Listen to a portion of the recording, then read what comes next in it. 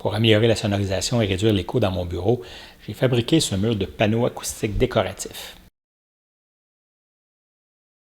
Pour commencer, j'ai fait un dessin de l'aménagement du bureau que je veux créer. Les panneaux acoustiques seront installés sur le mur derrière les moniteurs des ordinateurs et sous les armoires. Ce mur a une longueur d'à peu près 14 pieds.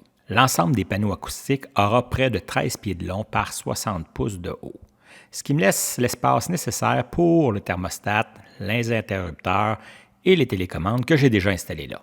Je vais fabriquer les lattes décoratives avec du frêne que j'ai coupé sur le terrain quand on a construit la maison. Alors je commence donc par sélectionner les morceaux dont j'aurai besoin et je les coupe un peu plus longs que la longueur que j'aurai besoin. Ensuite, je coupe chaque morceau d'une largeur d'au maximum 6 pouces de large puisque ma dégauchisseuse n'a que 6 pouces de large. Pour rendre les morceaux bien droits, je fais un premier passage de la face la plus large sur la dégo. Et puis un passage sur une des faces que je veux perpendiculaire en appuyant la face que je viens de dégauchir sur le guide. Résultat, j'ai deux faces planes et perpendiculaires. Et un petit passage sur le planeur pour ramener l'épaisseur des lattes à 3/4 de pouce d'épais, 18 mm. Et pour terminer ma quatrième face, les lattes décoratives auront 1 pouce et 1/8, 28 mm de large. Alors sur le banc-ci, je découpe ça à un peu plus épais pour être en mesure de passer ça sur la sableuse à tambour. Avant de débuter les coupes finales et l'assemblage, je sable toutes les lattes. C'est à mon avis un peu plus facile qu'une fois assemblées. Comme chaque latte n'est pas très large, je les sable en les mettant en serre ensemble. Et comme d'habitude, je fais un sablage à 80, 120 et 150. Et je casse les coins à la main avec un bloc de sablage. Dans le bas de mes panneaux acoustiques, je veux une genre de plainte. Alors, je fais une section de 4 pouces et demi de haut. J'ai décidé de faire ça en plaquage de frêne.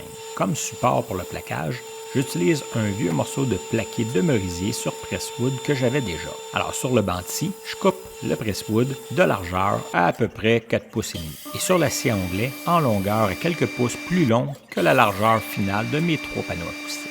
Je débute mon plaquage avec des bandes de champ de 3/16e de pouce d'épais que j'ai coupé à un peu plus de 3/4 de pouce de large puisque mon support de presswood a 11/16e d'épais. Pour coller, j'utilise simplement de la colle et du tape à peinture bleue.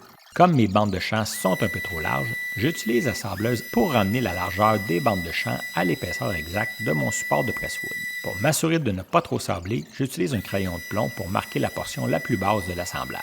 Quand il n'y a plus de marque de crayon, j'arrête de sabler. Bon, je peux maintenant commencer mon plaquage. Pour rendre le joint de mes lattes de plaquage bien serré, je passe les morceaux sur la dégauchisseuse. J'ai fait moi-même les lattes de plaquage en frame de 1/8 de pouce d'épais. Mais la caméra n'a pas fonctionné lors de la coupe. Ou c'est peut-être moi qui n'ai pas pesé sur le bouton Record. Pour faire le plaquage, j'assemble les 2 morceaux de plaquage en utilisant du ruban bleu à peinture. Dans un premier temps, perpendiculairement au joint de manière à serrer le joint. Et ensuite, du ruban sur toute la longueur du joint pour empêcher la colle de s'échapper et m'en servir un peu comme une penture lors de l'application de la colle dans le joint. Et pour coller les surfaces, j'applique de la colle sur mon morceau de presswood. Ensuite, assemblage et rapidement, on met ça sous les serres, sous beaucoup de serres. Le lendemain, c'est sec. Alors, j'enlève les serres et les rubans bleus à peinture que j'avais utilisés. Pour débuter, je fais un sablage avec la sableuse à tambour avec un papier de 80. Quand j'atteins l'épaisseur de 3/4 de pouce, j'arrête. Et je passe au sablage à la sableuse orbitale avec du 80, du 120 et du 150. Je fais lever le grain du bois avec de l'eau et je sable à nouveau, une fois sec, avec du papier 150. Bon, maintenant, je peux commencer à assembler mon premier panneau. Je débute avec celui du centre. J'ai coupé les morceaux du contour et de la plainte à leur longueur finale. Pour les assembler, j'utilise des pocket holes et de la colle. Pour maintenir en place le morceau, j'utilise une pince à pression me permettant de visser le morceau sans qu'il ne se déplace. Avec le logiciel de dessin que j'utilise, j'ai dessiné avec précision l'intérieur du panneau. C'est une série de morceaux à 45 degrés. J'ai donc imprimé une copie de ce dessin avec les dimensions de toutes les longueurs de latte dont j'ai besoin. Je coupe tous les morceaux aux longueurs indiquées sur mon dessin sur le banc ici à l'aide de ma crosscut sled sur laquelle j'ai installé des fixations pour obtenir un angle exact de 45 degrés. Je valide précisément la position de chaque latte selon mon plan avant de coller chacune des lattes. Je colle ça avec un peu de colle et avec un petit clou de calibre 23. Les panneaux acoustiques absorbant le son sont faits d'un genre de feutre d'une épaisseur de 3/8 de pouce. Pour maintenir ces morceaux de feutre sur mon panneau décoratif, ma stratégie est de mettre le morceau de feutre en sandwich entre les lattes décoratives et un morceau de MDF. Mais cette structure de MDF va aussi servir de système de fixation sur le mur, un peu comme une French cleat.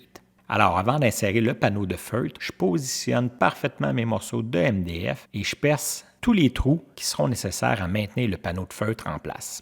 Pour les panneaux décoratifs de gauche et de droite, c'est un peu la même chose, mais un peu plus simple puisque je n'ai pas de coupe à 45 degrés. Tous les joints sont à 90 degrés et sont réalisés avec des pocket holes. Comme pour le panneau du centre, j'utilise du MDF à l'arrière pour éventuellement fixer les panneaux de feutre en sandwich et fixer l'assemblage au mur.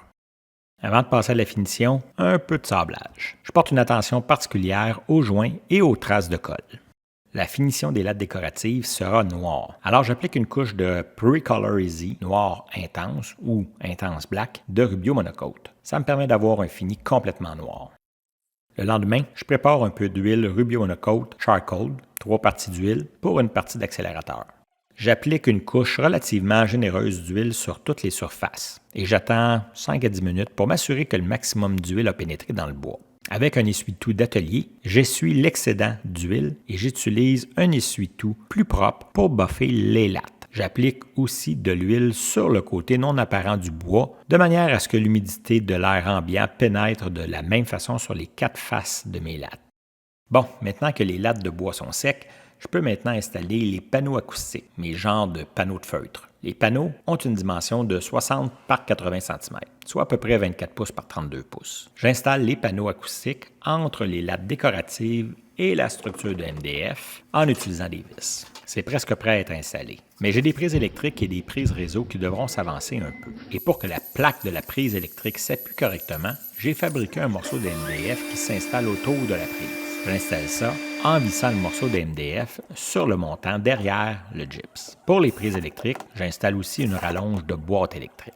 Alors l'installation, c'est relativement simple. J'installe au mur, à la hauteur nécessaire, la première des 2 bandes de MDF qui me servent de French cleat. Je commence par celle du haut et je fais un petit essai. Ça me semble relativement bon, mais j'ai quelques petits ajustements à faire. Et ensuite, la deuxième bande, celle du bas.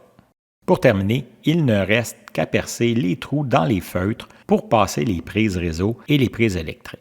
Voilà le résultat. Maintenant, il me reste à fabriquer les meubles du bureau pour aller au-dessus de ces panneaux et les meubles qui vont être devant les panneaux. Abonnez-vous à la chaîne et activez les notifications pour voir la suite.